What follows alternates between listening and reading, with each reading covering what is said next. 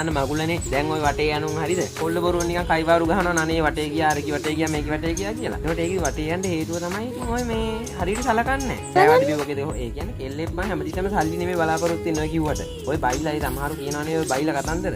එහෙම කෙල්ලොත් ඉන්නවා එහෙම අර අකුරු දෙකේ වචන තියෙන උන් තමයි සල්ලි බලාපොරොත්තු වෙන්නේ. අද කෙල්ලෙක් කවදාවත් සල්ලි නෙමෙයි බලාපොරොත්තු වෙන්නේ. කෙල්ල බලාපොරොත්තු වෙන්නේ සෙනෙහස. හරිද? හැමතිස්සම ළඟින් ඉන්න එක තමයි බලාපොරොත්තු වෙන්නේ. ඒ කුල්ලෙක්ගෙන් බලාපොරොත්තු වෙන්නේ ඒක හම්බ වෙනවා නම් කවදාවත් පිට යන්නේ නැහැ. කොල්ලෝ කියන්නේ ඒකේ සීරියස් නෑ නේද? සීරියස් නෑ කියලා කොහොමද කියන්නේ? කොල්ලෝ යකෝ බාගෙට බාගයම කොල්ලෝ සීරියස් කරන්නේ. ඉතින් දන්නේ නැහැ නේද? උන්ටත් අඬන්න තරම් ඕන තරම් ඒවා තියෙනවා. ඔයාලා බලන එක තමයි උන් බලාපොරොත්තු වෙන්නේ. උන්ට ඒක තමයි සතුට. එතකොට උන් ඕන දෙයක් දෙනවා. සල්ලි බලාපොරොත්තු වෙන්නේ නැහැ. ඒකේ කෑවද පිව්වද ළඟින් ඉන්නවද මොනවද? එහෙම හොයලා බලන්නේ. ඒක තමයි. මම කියන්නේ නීති දාලා හිර කරනවා කියන එක නෙමෙයි කොල්ලෙක්ගෙන් බලාපොරොත්තු වෙන්න ඕනේ. ඒ තමයි වෙන්න ඕනේ. ඒක උනා නම් සාමාන්‍ය කෙල්ලෙක් පිට යන්නේ නැහැ. ඒ කොල්ලෙක් තමයි ඉන්නවා අවුරුදු එකක් නෙමෙයි 10ක් වුණත් ඉන්නවා ඉන්න එක.